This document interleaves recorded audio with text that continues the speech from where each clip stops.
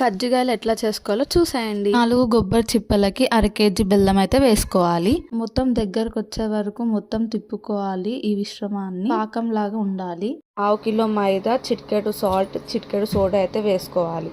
సరిపోయేంత వాటర్ వేసుకుంటూ అయితే కలుపుకోవాలి. ఇలా మొత్తం కలుపుకున్న తర్వాత కొంచెం ఆయిల్ వేసుకొని మళ్ళీ కలుపుకొని ఒక 10 మినిట్స్ పక్కనైతే పెట్టుకోవాలి. 10 మినిట్స్ అయిన తర్వాత పిండిని కొంచెం కొంచెం తీసుకొని గుండ్రంగా చుట్టుకొని ఇట్లా చపాతీ లాగా చేసుకోవాలి. అవి సన్నగా పలసగా అయితే ఉండాలి. కజ్జికాయ చెక్క చుట్టూరు అయితే పిండి రాసుకోవాలి. ఈ పిండి ఎందుకు రాసుకుంటాం అంటే కజ్జికాయలు ఆ చెక్కకైతే అంటుకోకుండా అయితే రాసుకుంటాం. ఇప్పుడు మనం రోల్ చేసుకున్న అయితే చపాతీని అయితే వేసుకోవాలి. వేసుకున్న తర్వాత మనం చల్లారి పెట్టుకున్న ఈ మిశ్రమాన్ని కూడా వేయాలి. వేసుకున్న తర్వాత ఇట్లా ఎక్స్ట్రా పిండి మొత్తం తీసేసుకొని షేప్ చూసారా ఎట్లా వచ్చిందో, ఇవైతే ఆయిల్ హీట్ ఎక్కిన తర్వాత అయితే వేసుకోవాలి. గోల్డెన్ బ్రౌన్ వచ్చే వరకు వేపుకొని ఒక గిన్నెలోకి అయితే తీసుకోవాలి.